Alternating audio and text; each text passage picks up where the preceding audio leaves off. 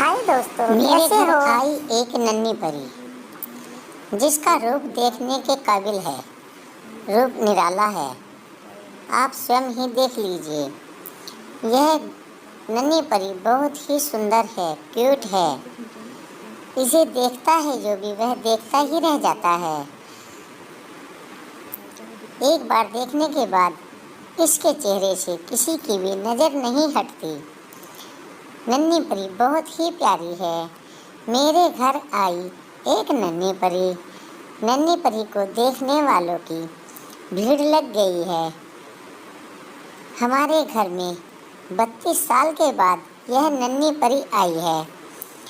नन्ही परी क्यूट, शैतान और बहुत ही ज़्यादा सुंदर है।